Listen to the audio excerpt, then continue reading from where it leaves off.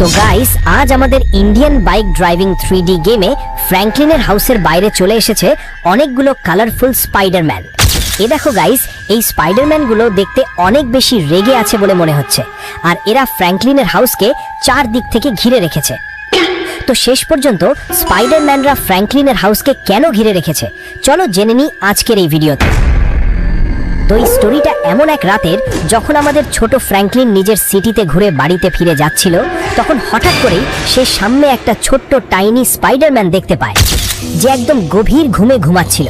আর যখন আমাদের ছোট ফ্র্যাঙ্কলিন এই টাইনি স্পাইডারম্যানটাকে ভালো করে দেখে, তখন তার মনে হয় এটা হয়তো কোনো টয়। এই কারণেই এ দেখো গাইজ, ছোট ফ্র্যাঙ্কলিন এই টাইনি স্পাইডারম্যানটাকে টয় ভেবে নিজের হাতে তুলে নিয়ে যেতে শুরু করে। আর এটাকে নিয়ে যাওয়ার সময় টাইনি স্পাইডারম্যানের তিনটা কালারফুল ভাই দেখে ফেলে, যাদের মধ্যে প্রথম ছিল পিঙ্ক স্পাইডারম্যান, সেকেন্ড নম্বরে ছিল গ্রিন, আর থার্ডে ছিল ব্লু। তারপর এরপরই এই তিনজন টাইনি কালারফুল স্পাইডারম্যান সোজা ফ্র্যাঙ্কলিনের হাউসের দিকে দৌড়াতে শুরু করে। আর এখন এদিকে আমাদের ছোট ফ্র্যাঙ্কলিন নিজের হাউসে চলে এসেছে। সে টাইনি স্পাইডারম্যানটাকে টেবিলের উপর রেখে দিয়েছিল আর নিজের সোফায় বসে মজা করে চিল করছিল। তখন হঠাৎ করেই টাইনি স্পাইডারম্যানের চোখ খুলে যায়, আর সে ছোট ফ্র্যাঙ্কলিনকে দেখে শকড হয়ে যায়। আর তারপর চুপি চুপি সেখান থেকে পালানোর চেষ্টা করতে শুরু করে। আর যেমনই সেই স্পাইডারম্যান একটু দূর টেবিলের ওপর দৌড়ায়, তখন আমাদের ছোট ফ্র্যাঙ্কলিন দেখে ফেলে। অ্যান্ড গাইস, এ দেখো ইয়ার, এটা তো টাইনি স্পাইডারম্যানটাকে ধরে খাঁচার ভিতরে ঢুকিয়ে দিয়েছে। এ বেচারা খাঁচা ভাঙার চেষ্টা করছে। আর ওদিকে অন্য সাইডে দেখো, বাকি যে এর তিন ভাই ছিল, ওরাও দৌড়াতে দৌড়াতে ফ্র্যাঙ্কলিনের হাউসের ভিতরে চলে এসেছে। অ্যান্ড গাইস, এরা কি করতে চলেছে? কিন্তু এক সেকেন্ড ইয়ার, ছোট ফ্র্যাঙ্কলিন তো ধরে এদের সবাইকেও খাঁচার ভিতরে ঢুকিয়ে দিয়েছে। একটা খাঁচার ভিতরে রেডওয়ালা আছে, দ্বিতীয়টার ভিতরে পিঙ্কওয়ালা আছে, আর মাঝের খাঁচার ভিতরে ব্লু আর গ্রিনওয়ালা আছে। আর এদের সবাইকে খাঁচায় ঢোকানোর পর সে খুব জোরে জোরে হাসতে শুরু করে। যাই হোক, রাত অনেক বেশি হয়ে গিয়েছিল, তাই ছোট ফ্র্যাঙ্কলিনও ঘুমাতে চলে যায়। আর তারপর এ দেখো গাইজ, একটা একই বেডের উপর আমাদের ফ্র্যাঙ্কলিন, তারপরে দাদাজি আর ছোট ফ্র্যাঙ্কলিন তিনজন মজা করে ঘুমাচ্ছে। তো চলো জেনে নিই এখন এরপর ছোট ফ্র্যাঙ্কলিনের সাথে কি হলো। আর এখন এদিকে যেমনই সকাল হলো, তো এ দেখো গাইস, এখানে পুরো স্পাইডারম্যানের গ্যাং ফ্র্যাঙ্কলিনের হাউসকে চার দিক থেকে ঘিরে ফেলেছে।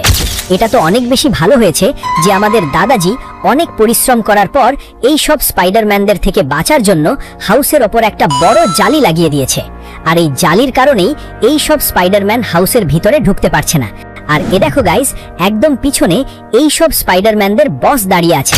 এটাও অনেক বেশি রাগে আছে বলে মনে হচ্ছে। আর ওদিকে অন্য সাইডে এ দেখো গাইস, আমাদের ফ্র্যাঙ্কলিন নিজের মোবাইল বের করে কাউকে কল করেছে। আর এখন ভাবার বিষয় হলো, শেষ পর্যন্ত ফ্র্যাঙ্কলিন কাকে কল করেছে। কিন্তু এক সেকেন্ড ওয়েট গাইস, এটা তো ব্ল্যাক ভেনম, যে ফ্র্যাঙ্কলিনের হাউসের দিকে আসছে। আর এটা তো অনেক বেশি রাগেও আছে বলে মনে হচ্ছে। অ্যান্ড ওদিকে অন্য সাইডে এটা কি গাইস, মাটির ভিতর থেকে একটা জায়ান্ট স্কুইড গেমের ডল বেরিয়ে এসেছে। আর এর ঠিক পরেই রাইট সাইডে একটা জায়ান্ট কমলা চুড়েল চলে আসে। আর তারপর এর পরেই এই কমলা চুড়েল নিজের হাত দিয়ে কিছু ভয়ঙ্কর ধরনের ম্যাজিক করতে শুরু করে, যার কারণে মাটির ভিতর থেকে একটা তলোয়ার বের হয়। আর এই তলোয়ার সোজা গিয়ে স্পাইডারম্যানের দিকে যায়। কিন্তু স্পাইডারম্যান কিছু ম্যাজিক করে আর তলোয়ারের ডিরেকশন চেঞ্জ করে দেয়। আর এই তলোয়ার সোজা গিয়ে কমলার পেটে ঢুকে যায়, যার কারণে বেচারি কমলার সেখানেই ডেথ হয়ে যায়। আর কমলার ডেথ হওয়ার পর এই ব্ল্যাক ভেনমের আরো বেশি জোরে রাগ উঠে গেছে। এই কারণেই এটা উঠতে উঠতে সোজা স্পাইডারম্যানের ওপর অ্যাটাক করে।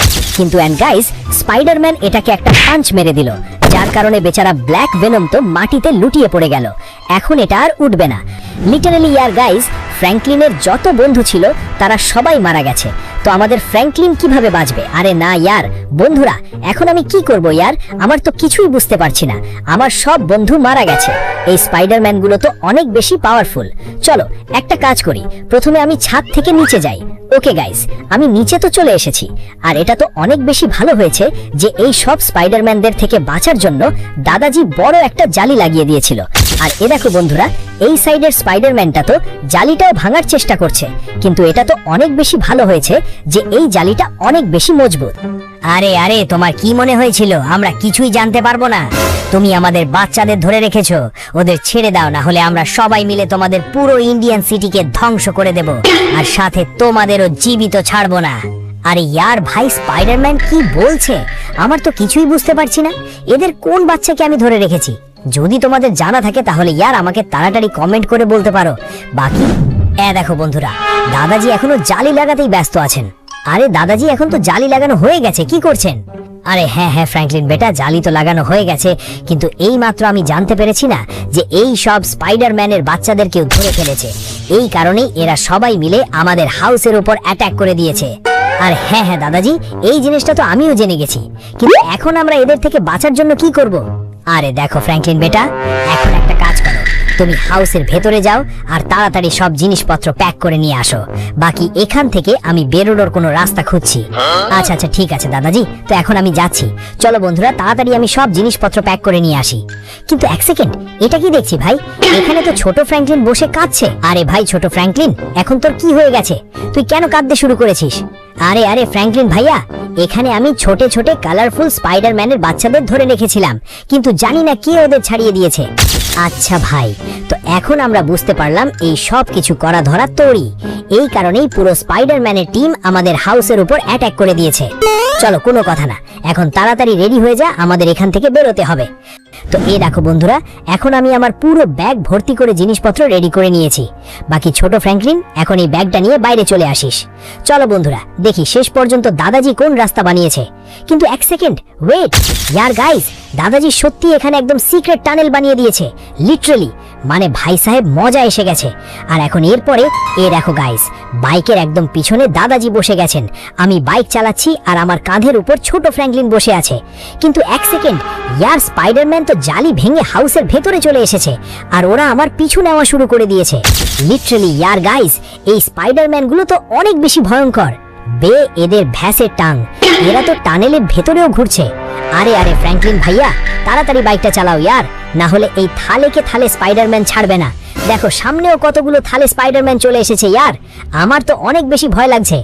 আরে ইয়ার ভাই ছোট ফ্র্যাঙ্কলিন, তুই টেনশন নিস না, শুধু আমাকে বাইক চালাতে দে। বাকি বন্ধুরা ইয়ার, এখানে তো বাইক ওপরে উঠছেই না। আরে না দাদাজি, এটা দেখুন, আমিও আপনাদের বাঁচিয়ে টানেলের এন্ডিং পয়েন্ট পর্যন্ত নিয়ে এসেছি। কিন্তু এক সেকেন্ড ইয়ার, এন্ডিং পয়েন্টে তো একটা স্পাইডারম্যান দাঁড়িয়ে আছে। চলো কোনো না, একে বাঁচিয়ে নিচে চলি। আরে না ইয়ার ভাই, এসব কি হয়ে গেল? দাঁড়াও, আমি বাইক নিচে নিয়ে আসছি।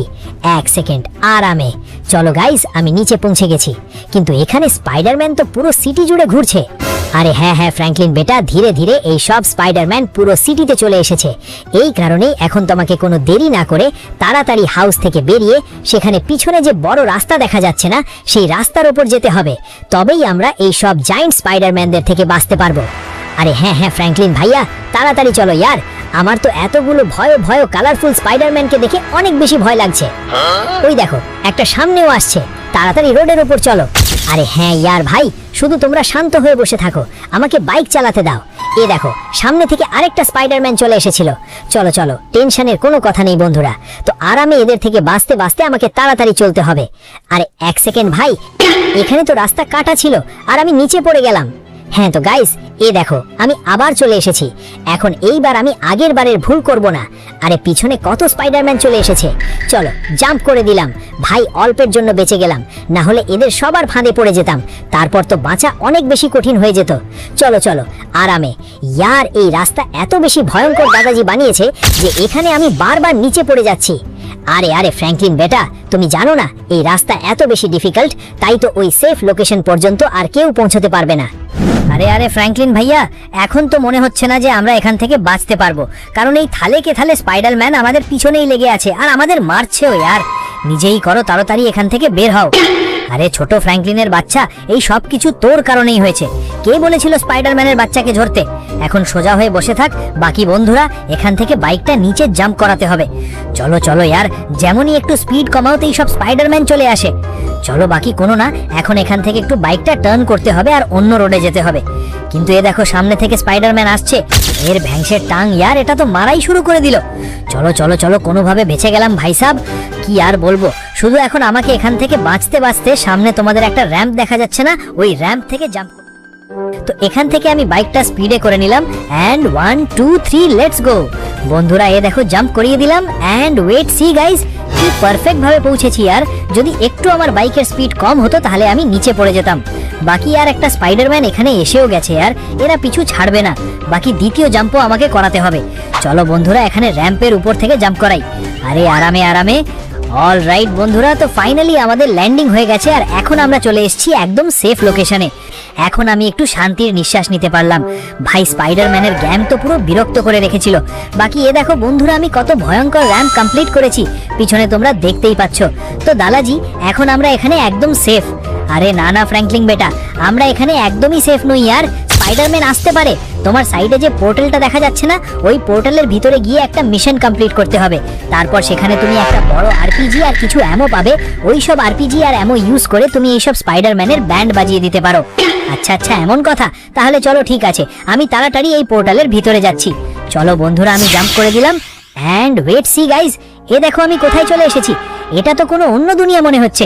And wait a second guys, ওই দেখো ঠিক সামনেই আমি একটা বড় আরপিজি দেখতে পেয়ে গেছি। বাকি এতগুলো অ্যামো রাখা আছে। আর দেখো তো এই আরপিজির পাশে একটা ড্রিঙ্কও রাখা আছে। তো চলো বন্ধুরা তাড়াতাড়ি আমি এই ড্রিঙ্কটাও কালেক্ট করে নিই। ওকে গাইজ, এই নাও আরপিজি, এটাকেও কালেক্ট করে নিলাম। বাকি চলো আর কিছু অ্যামোও নিয়ে নিই। ওকে বন্ধুরা, এতগুলো অ্যামো আমি তুলে নিয়েছি। এতটাই অনেক বেশি আর ওইসব স্পাইডারম্যানকে মারার জন্য। বাকি চলো এখন আবার আমরা পোর্টালের ভিতরে যাই। এটা আমি জাম্প করলাম। অ্যান্ড গাইজ, এটা আমি কোথায় চলে এলাম? এটা তো হয়তো আমাদের ইন্ডিয়ান সিটি। আর আমি ল্যান্ড কোথায় করেছি? আচ্ছা, আমার হাউসের পাশে যে বড় বিল্ডিংটা আছে তার ছাদে চলে এসেছি। চলো ইয়ার এখান থেকে নিচে জাম্প করে যাই। আর ওকে বন্ধুরা, এখন আমি স্পাইডারম্যান দেখতে পাচ্ছি। চলো আরপিজি দিয়ে তাড়াতাড়ি এদের সবাইকে মারি। চলো একটা তো গেল। আরে ভাই, এরা তো অ্যাটাকও শুরু করে দিয়েছে। বাট এখন টেনশনের কোনো কথাই নেই, কারণ আমার কাছে অনেক বেশি পাওয়ারফুল আরপিজি আছে। আর এই আরপিজি দিয়ে আমি সবাইকে মেরে ফেলবো। বাকি সবার আগেই বড় স্পাইডারম্যানটাকে মারি। ওকে গাইজ, 2-4টে গুলি তো লাগলো। আরে ভাই, ফাইনালি এটাকে আমি মেরে ফেলেছি। কিন্তু এক সেকেন্ড, ভ্যাসের টাং, এটা কি হয়ে গেল यार? গাইজ, আমি তো বিল্ডিং থেকে নিচে নেমে গেছি আর সব স্পাইডারম্যান আমার দিকেই আসছে। তাড়াতাড়ি এদের সবাইকে মারতে হবে। চলো বন্ধুরা তাড়াতাড়ি করে এদের সবাইকে ফিনিশ করি। আরে ভাই সাহেব, এখানে তো অনেক স্পাইডারম্যান আছে। আমার তো মনে হয়েছিল শুধু 2-4টে বেঁচে আছে। কিন্তু চলো, টেনশনের কোনো কথা নেই यार, তাড়াতাড়ি এদের সবাইকে মারতে হবে। আরে ভাই, সব স্পাইডারম্যান তো আমার পিছনেই লেগে গেছে।